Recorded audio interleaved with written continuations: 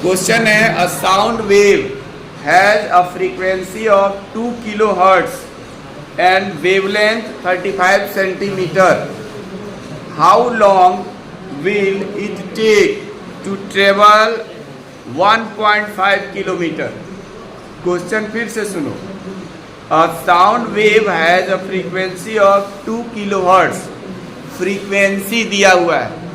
Numerical में क्या term दिया है क्या नहीं दिया है इसको समझने के दो तरीके बताए हैं. एक तो लैंग्वेज दिया रहता है और दूसरा तरीका होता है कि उसके साथ उसका क्या लिखा है, यूनिट. एक तरीका है क्या चीज, उसका लैंग्वेज, और दूसरा क्या है, यूनिट. तो देखो दो तरीके से कैसे पहचान रहे हैं. हैज अ फ्रीक्वेंसी, लैंग्वेज लिखा है फ्रीक्वेंसी. अब फ्रीक्वेंसी को न्यू से या एफ से रिप्रेजेंट किया जाता है तो ये लिख लिया जाएगा ऑफ 2 किलोहर्ट्ज. और दूसरा उसका तरीका है कि वहाँ पे यूनिट लिखा है, 2 के बाद में उसका यूनिट लिखा है 2 किलोहर्ट्ज, तो वो यूनिट हो गया. तो हम दोनों तरीके से पहचान सकते हैं कि ये क्या चीज़ दिया हुआ है. तो हम लिख लेंगे frequency nu equal to 2 kilohertz. ठीक है, पहला स्टेप हो गया. उसके आगे देखते हैं. Wavelength 35 centimetre. फिर इसमें भी लैंग्वेज लिखा हुआ है. क्या लिखा हुआ है, वेवलेंथ. तो वेवलेंथ भी लिखा है और साथ में क्या लिखा है, उसका यूनिट. तो सेंटीमीटर या मीटर तो यूनिट डिस्टेंस का भी होता है ना, तो लेंथ का भी होता है. तो कई सारी चीज़ों का होता है, लेकिन यहाँ पे लैंग्वेज में लिख रखा है कि वो क्या है, वेवलेंथ. तो वेवलेंथ को किस चीज़ से रिप्रेजेंट किया जाता है, लैम्डा से. तो यानी लैम्डा दे रखा है. दो चीजें पता चल गया, क्या क्या, फ्रीक्वेंसी और वेवलेंथ यानी लैम्डा.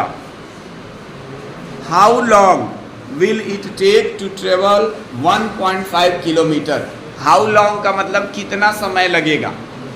ठीक है, to travel the distance 1.5 kilometre. तो डिस्टेंस दिया है 1.5 किलोमीटर, किलोमीटर में दे रखा है, जबकि हमारा जो यूनिट होता है डिस्टेंस का वो क्या होता है, मीटर. तो किलोमीटर को मीटर में कन्वर्ट किया जाएगा. डिस्टेंस डी दिया हुआ है 1.5 किलोमीटर और पूछा है व्हाट इज द टाइम. तो टी लिख करके स्मॉल टी और क्वेश्चन मार्क लगाएंगे, इसको कैलकुलेट करेंगे. ठीक है, तो अब टाइम निकालने के लिए डिस्टेंस दिया है, टाइम निकालने के लिए हमको स्पीड चाहिए. क्या चाहिए, स्पीड. डिस्टेंस दिया है, टाइम निकालना है तो स्पीड निकाल सकते हैं. और स्पीड निकालने के लिए हम लोग फॉर्मूला पढ़े हुए हैं v equal to nu lambda. क्या पढ़े हुए हैं, v equal to nu lambda. तो न्यू दिया है, लेमडा भी दिया है. बस ध्यान इस बात का रहे कि जो हमारा वेवलेंथ है या लेमडा है, उन सबका जो यूनिट होना चाहिए सब एमके सिस्टम में ही होना चाहिए. तो यहाँ जो वेवलेंथ दे रखा है वो किसमें दिया है, सेंटीमीटर में. 35 सेंटीमीटर लिखा है, तो उस 35 सेंटीमीटर को मीटर में कन्वर्ट करने के लिए 100 से क्या किया जाएगा, डिवाइड कर देंगे. और जब डिवाइड हो जाएगा तो फ्रीक्वेंसी दिया ही है और लेमडा हो ही जाएगा. तो v equal to nu lambda का फॉर्मूला लगा करके और v इससे निकाल लेंगे. जब v निकल जाएगा और डिस्टेंस दिया है 1.5 किलोमीटर तो टाइम निकल जाएगा. Time equal to distance upon speed. ठीक है, तो करते हैं क्वेश्चन को. तो इसमें हम लोग क्या लिखेंगे, फ्रीक्वेंसी लिख लेंगे, फ्रीक्वेंसी. अच्छा ध्यान दो इधर जरा, जिसको न्यूमेरिकल थोड़ा कम समझ में आता होगा और किस चीज को कैसे डिनोट किया जाता है, तो उसका लैंग्वेज प्लस उसका सिंबल दोनों लिखते चलो, तो उससे थोड़ा सा डर भागेगा. न्यूमेरिकल लैंग्वेज में भी लिखा मैंने और उसका सिंबॉलिक जो भी है उसको भी नोट कर दिया. तो फ्रीक्वेंसी कितना दिया है, 2 किलो हर्ट्ज. तो किलो का मतलब होता है कितना, kilo means 10 to the power 3 या 1000 होता है ना. तो हम यहाँ या तो 1000 लिखे या 2 into 10 to the power 3 लिख दें और ये हर्ट्ज को हर्ट्ज ही रहने देंगे. फिर लिखेंगे वेवलेंथ. वेवलेंथ वेवलेंथ को किससे डिनोट करते हैं, लैम्डा से. कितना दिया हुआ है, 35 सेंटीमीटर. फिर मैंने इसको बोला था कि जो इसका यूनिट है ना वो किसमें है, सेंटीमीटर में है तो किस में चेंज करना पड़ेगा, मीटर में। किससे डिवाइड करेंगे, 100 से। तो 35/100 और ये मीटर में हो जाएगा। 5 से चाहो कैंसिल कर सकते हो, चाहे रहने दो वैसे। उसके बाद क्या पूछा है, how long will it take to travel 1.5 kilometre, यानी डिस्टेंस दिया है, distance d equal to 1.5 kilometre. इसको किस में कन्वर्ट करना पड़ेगा, मीटर में। किस में कन्वर्ट करेंगे, तो मीटर में कन्वर्ट करने के लिए क्या किया जाएगा, किससे मल्टीप्लाई, 1000 से। तो ये मीटर हो गया। अब मल्टीप्लाई करो जरा, ये कितना आ जाएगा, 1500 आ जाएगा, हो जाएगा ना। अब पूछा क्या है, टाइम पूछा है कि कितना टाइम लगेगा।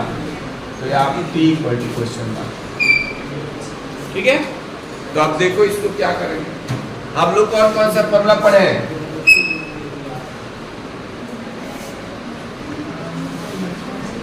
हम लोग क्या जानते हैं, जो फॉर्मूला अभी बताया था, V = new lambda, V = new lambda. तो न्यू की वैल्यू दिया हुआ है, कितना लिखेंगे, 2 × 10⁻³ और लैम्डा की वैल्यू लिखेंगे 35 कितना 100। और ये V है तो इसका यूनिट मीटर पर सेकंड हो जाएगा। जब सबको हमने किस में चेंज कर दिया, SI यूनिट में। तो इसमें से क्या क्या कैंसिल हो जाएगा बताओ, ये 10⁻³ है और ये 10⁻² है। तो इसमें से एक 10 बचेगा। अगर तुम लोग को दिक्कत लग रहा है तो इसको कहो 10⁻³ जो लिखा है ना, इसको हम 1000 लिख दूँ यहाँ पे, ऐसे कर दूँ, 3 0 लगा ऐसे। और तब ऐसे तुम लोग काटते हो, हम काटते नहीं है, तो ऐसे हो गया। कितना आ जाएगा, 35 में 2 से मल्टीप्लाई करो, कितना होता है 70, और 70 में 10 से करेंगे 700, और ये मीटर पर सेकेंड। हम थोड़ा सा ज़्यादा काटपीट में विश्वास नहीं करते हैं, इसीलिए अपना दिमाग यूज करते हैं। काटना भी नहीं पड़ा, ठीक है। कितना आ गया, और डिस्टेंस दिया हुआ है 1500 मीटर, और टाइम निकालना है। तो यहाँ लिखेंगे therefore टाइम इक्वल टू, यहाँ पे डिस्टेंस अपॉन क्या लिखेंगे, स्पीड। तो डिस्टेंस की जगह 1500 मीटर, और यहाँ पे 700 मीटर पर सेकेंड। फिर वही 2 0 से 2 0 कैंसिल करो, मीटर से मीटर भी कैंसिल हो जाएगा, पर सेकेंड ऊपर चला जाएगा। तो 15 में 7 से डिवाइड करो, 2 पॉइंट कितना आ रहा है, 2.12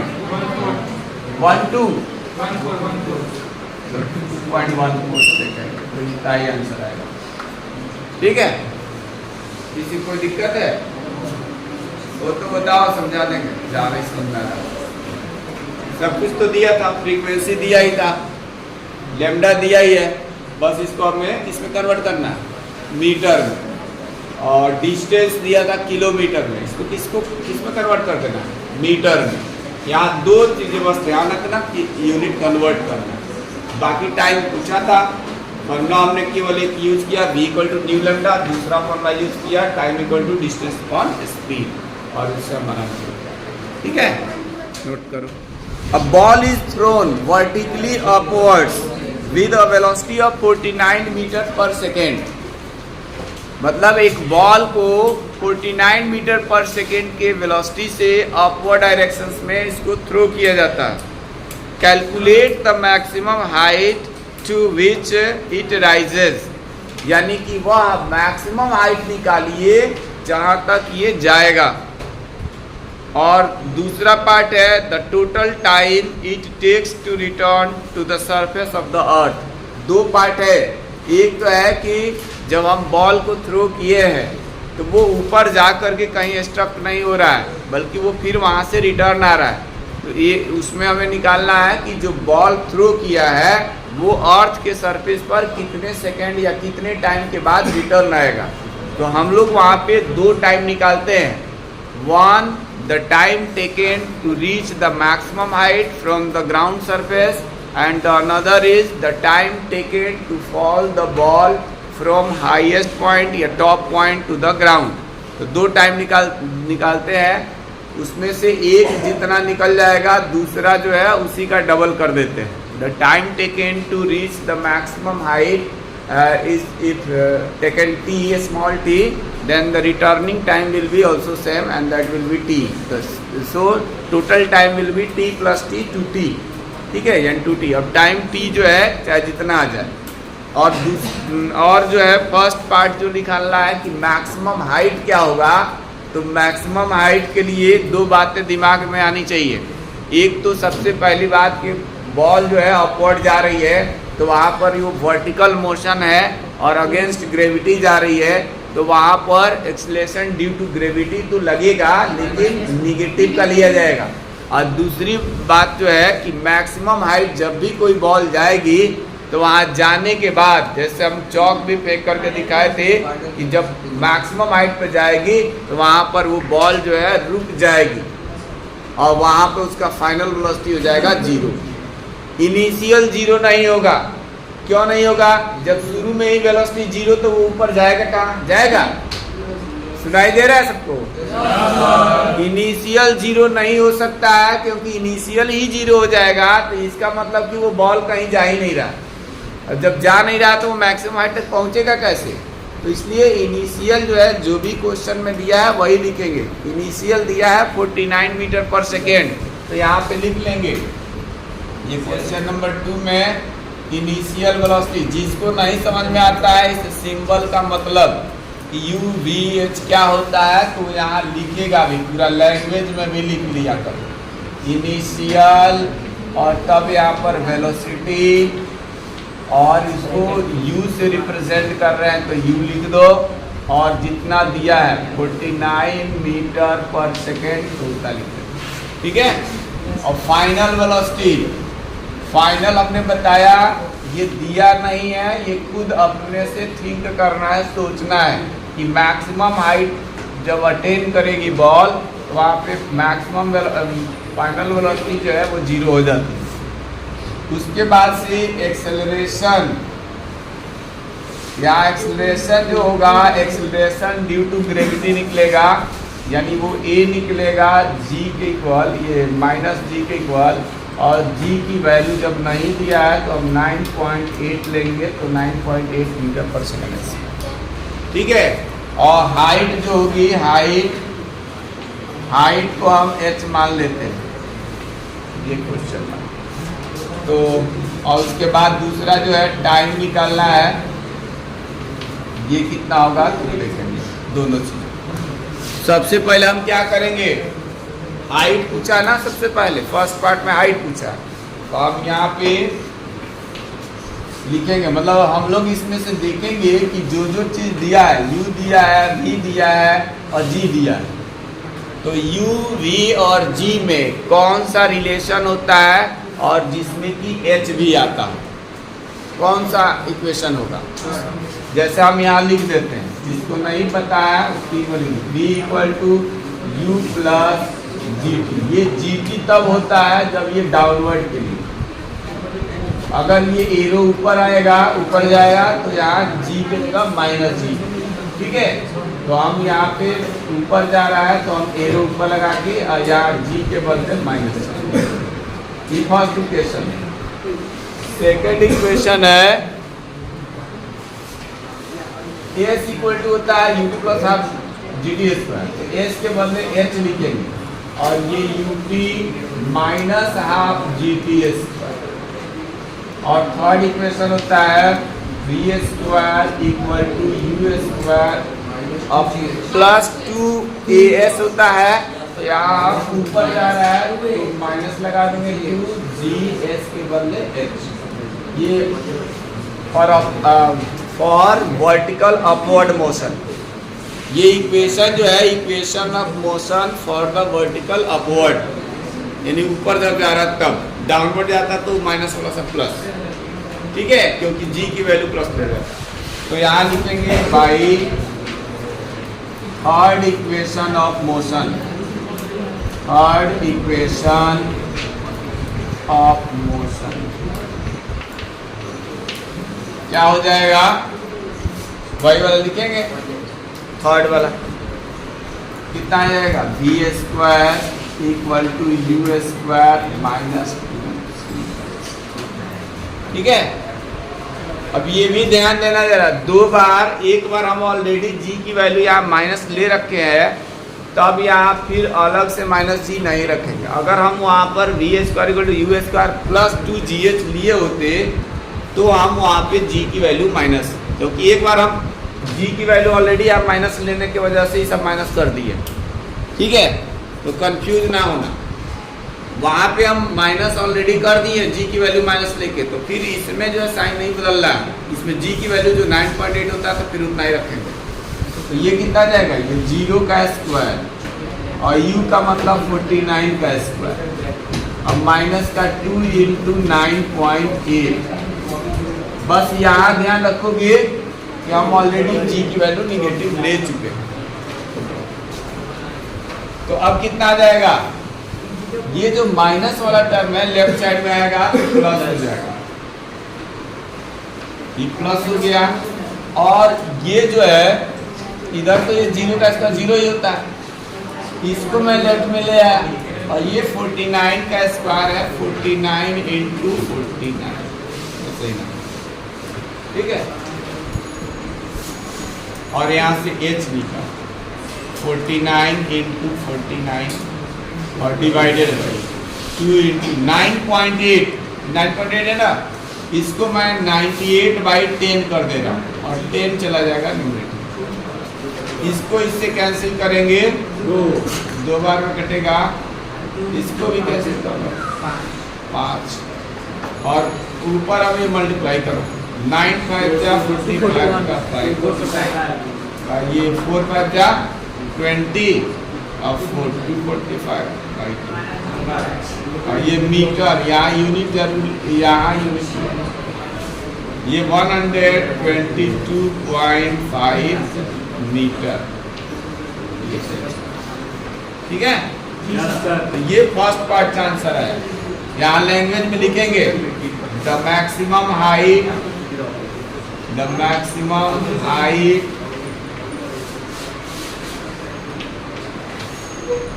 that the ball reaches equal to 122.5 metre. तो ये एक आंसर होगा, ठीक है। और दूसरा आंसर क्या लिखना है? टाइम वाला, तो नोट करो फिर बताता हूँ। सेकेंड पार्ट इसमें ये पूछा था कि जो बॉल है वो अर्थ सरफेस पर कितने देर बाद लौटेगी या रिटर्न आएगी, ठीक है। तो उसके लिए क्या किया जाएगा? हमने ये लेट कर लिया कि let time taken to reach the ball to the maximum height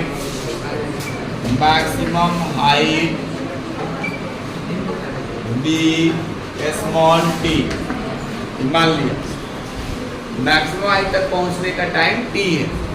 there कौन सा इक्वेशन यूज करेंगे? जब हमारे पास v मालूम है, u मालूम है, a मालूम है, तो first equation of motion use करेंगे। कौन सा यूज करेंगे? First equation v equal to u plus at होता है। तो अगर हम u प्लस gt लिख रहे हैं, ध्यान देना, तो हम g की जो वैल्यू है फिर निगेटिव लेंगे।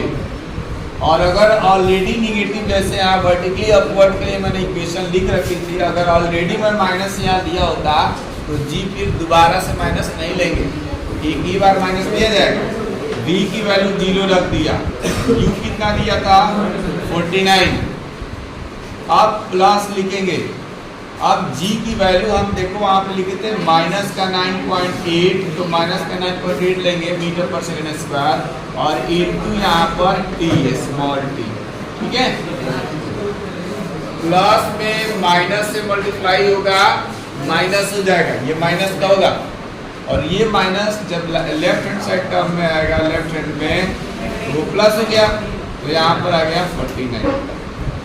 इसको हम t की जब वैल्यू निकालेंगे तो 49 बाई 9.8, 49 9.8 को हम 98 बाई 10 लिख सकते हैं, और 10 को ऊपर भेज दिए, इसको यहाँ से कैंसिल किए, 2 बार में डिवाइड हो जाएगा, और 2 को जब हम 10 में डिवाइड करेंगे तो 5 आ जाएगा, तो हमारे पास टाइम जो आएगा वो 5 सेकेंड आ जाएगा, यानी मैक्सिमम हाइट तक रीच करने का जो टाइम है वो 5 सेकेंड्स है।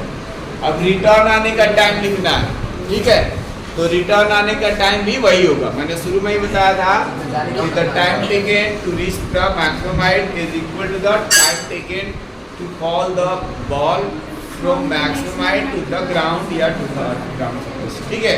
तो इसलिए यहाँ पे टोटल टाइम की जब बात करेंगे, टोटल टाइम उधर दिखाई नहीं देगा तुमको, यहाँ टोटल टाइम अगर लिखेंगे तो टोटल टाइम की जगह हो जाएगा वही t प्लस टी, 2 बार हम कर देते हैं, यानी कि वही 5 सेकेंड्स प्लस 5 सेकेंड्स, यानी टोटल जो है वो 10 सेकेंड्स आ जाएगा, तो ये आंसर है, ठीक है। तो ये सेकेंड पार्ट हमारा यहाँ से स्टार्ट है। Answer 500 hertz sitting at a distance of 450 meters from the source of the sound। एक व्यक्ति है, एक आदमी है, और जो भी सोर्स ऑफ साउंड है उससे 450 मीटर के डिस्टेंस पर बैठा हुआ है, यानी कहीं पर यहाँ पे सोर्स ऑफ साउंड हो गया, यानी कि कुछ विसिल ही बज रहा है या बेल बज रहा है, और यहाँ से 450 मीटर पे एक कोई पर्सन बैठा हुआ है।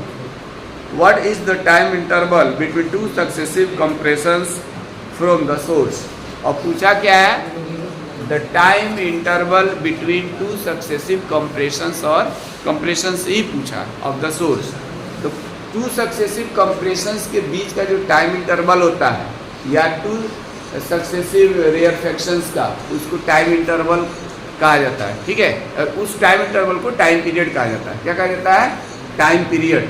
और टाइम पीरियड को किससे रिप्रेजेंट किया जाता है? कैपिटल टी से।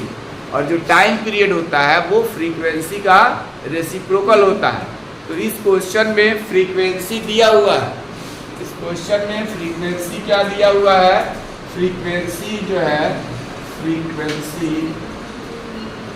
फ्रीक्वेंसी न्यू इक्वल टू दे रखा है 500 हर्ट्ज। टोन और नोट दो अलग अलग चीज होती है। तो ये टोन है, टोन वाली सिंगल फ्रीक्वेंसी, और नोट मतलब मिक्सचर ऑफ फ्रीक्वेंसी, कई सारे साउंड का मिक्सचर जो होता है। तो ये 500 हर्ट्ज है। और उसके बाद टाइम इंटरवल पूछा है बिटवीन 2 सक्सेसिव कंप्रेशंस, उसको हम टाइम पीरियड बोलेंगे। और ये टाइम पीरियड जो होगा कैपिटल टी से रिप्रेजेंट किया जाएगा।